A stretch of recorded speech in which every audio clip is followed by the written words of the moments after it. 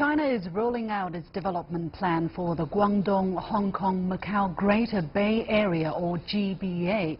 In this year's government work report from the first session of the 13th National People's Congress, the country's top legislature, Chinese Premier Li Keqiang said that the GBA development is a major part of the country's promotion of coordinated regional development.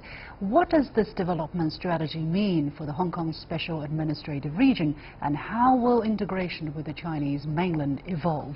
Joining me in the studio is Dr. Witman Hung, MPC Deputy from Hong Kong.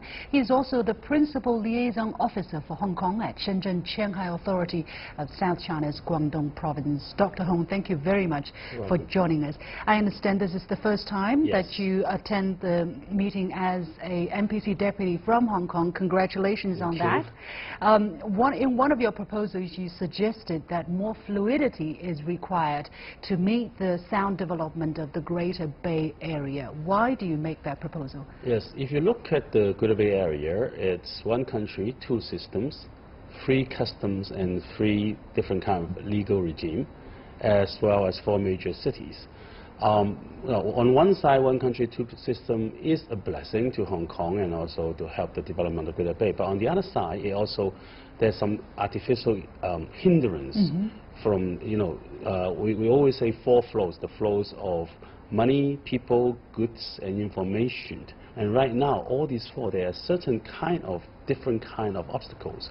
So what I'm proposing is, at least, I think in the human side and people side, we should lower the barrier. We should improve the fluidity of people flow. That's what I suggested. Number one is to give Hong Kong the Chinese citizen within the Hong Kong permanent resident a PRC resident card, the same as the normal mainland Chinese resident so that people card. Can travel more easily. Not only just travel. Travel right now, there's no problem. The problem is opening of bank accounts, opening of buying a mobile card, try to get WeChat payments, things like that. All these things need real person verification, and without a mainland Chinese resident card. Hong Kong people, they do now have a travel card, which is a two different system, two different numbering system, two different chipset. It's very difficult to integrate, and also there are certain restrictions. For example, I can't go to a hotel. It's not open to foreigners. Which is kind of strange because I don't look like a foreigner.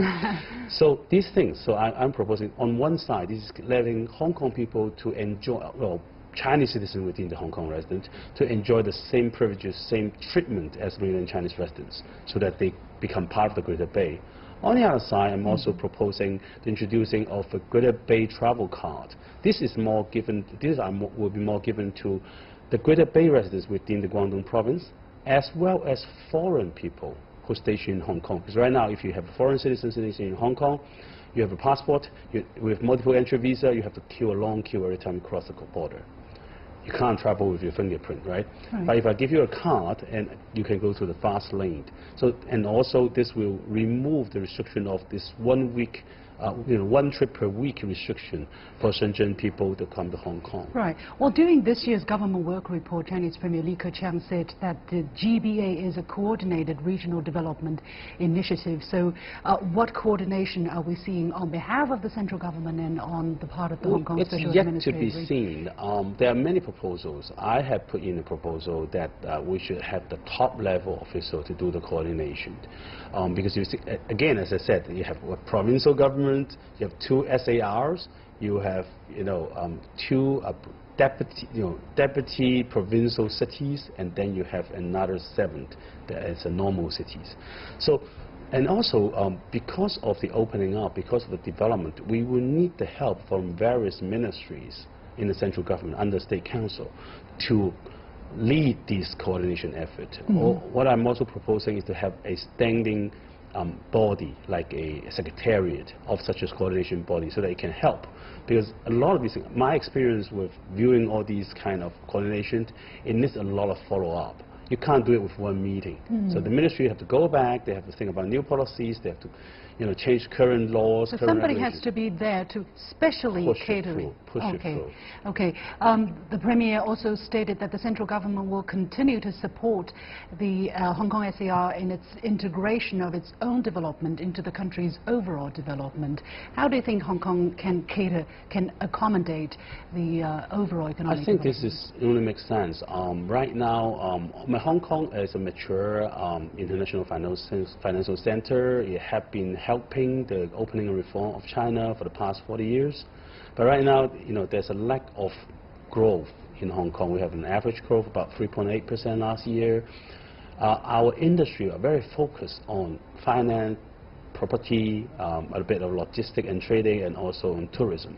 Okay, there is a not real economy in terms of light manufacturing. Whereas if you look at the whole Greater Bay Area, they have a huge, the full, I would say, value chain. Anything from research to applied research to manufacturing to logistics, everything is there. So if Hong Kong can integrate into that, then we become part of the Greater Bay. It's not just a city, it's a big, I would say, group of cities or maybe a metropolis, I would say.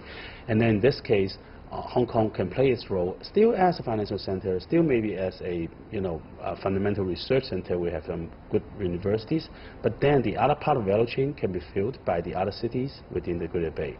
So it is not easy. This is why I think both the Premier and actually President Xi Jinping also mentioned that it's how to facilitate Hong Kong into integrating in economy development of China, because in fact of the things that I just mentioned about people. Because Hong Kong residents are treated differently. They're treated not as foreigner, but as like outside of the border. Outside of the mainland, let's say. Right. So there are certain restrictions in terms of residency, employment, insurance, medical insurance. All these kind of things right now that have been implemented in China are not applicable to Hong Kong people.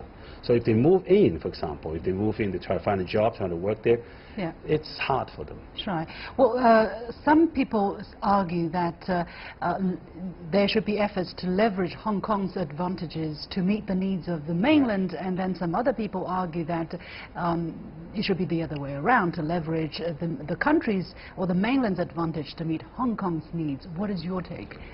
I think it's mutual. They're both right. On one side, as I said, Hong Kong lacks the growth, lacks also the technology and the depth and the industry base, so it needs to leverage, and also to leverage the speed of growth of mainland China, especially the Belt and Road Initiative. On the other hand, I think mainland China also needs to leverage Hong Kong in terms of the international connection, in terms of good legal system, in terms of its workforce, highly professional people that are geared towards world standards, and the finance center that help us to do financing. Another proposal you made this year is to build Hong Kong in the future as a safe harbor for international data. What do you mean? Why do you make this proposal? In 2016, China passed a law in terms of data security, in which data of Chinese citizens are not allowed to get out of the boundary of the country. Okay, but in real life, if you think about all the international e-trade, e-commerce, it is almost impossible. So there needs to be a way to allow certain data of Chinese citizens to be outside of the boundary of the country. Okay, Hong Kong is one country, but outside of the boundary. Okay, so we provide a natural place for people to hold such data. Now, we still need to maintain national security, restrictions on in terms of personal privacy and things like that. But Hong Kong, is one of the pioneers in privacy laws. Okay, and its law is actually very close to that of the European Union. And then if we do use private contracts, commercial contracts to bond the way how the data are hosted, and if the data center they are willing to oblige to follow the China's data security law, I think it would make sense for us to allow certain appointed data centers in Hong Kong to host such data. The next step, we should go to the European Union and say, why don't you do the same? Because they have a white list as well. So in the future, what I really want to do is to put Hong Kong into the Switzerland for data. What has been the reaction to your proposal, very briefly? Positive, but not through. So I've been pushing it for a year, actually. Right. But do you understand the kind of process? You will get feedback, but there might be several years of discussion before anything concrete could be realized. Are you ready for that? I think there's a demand for that, and I think it only also makes sense for the central government also to move in this direction. There are certain ministries that are already quite agreeable to this, and also I'm getting the help of the liaison office of central government in Hong Kong to help the push it through as well. The SAR government is behind this. So we have the bit and pieces. Being an NPC deputy put me in a position to actually raise it at the national level. Okay, but I think to follow it through, we need multiple parties to get it through. Right. So I'm actually quite positive. So how are you feeling so far, being an NPC deputy, putting forward such proposals and possibly making a change for the future? I think that's my job. I should do that. Okay, thank you very much, Dr. Witman Hung, NPC deputy from the Hong Kong Special Administrative Region.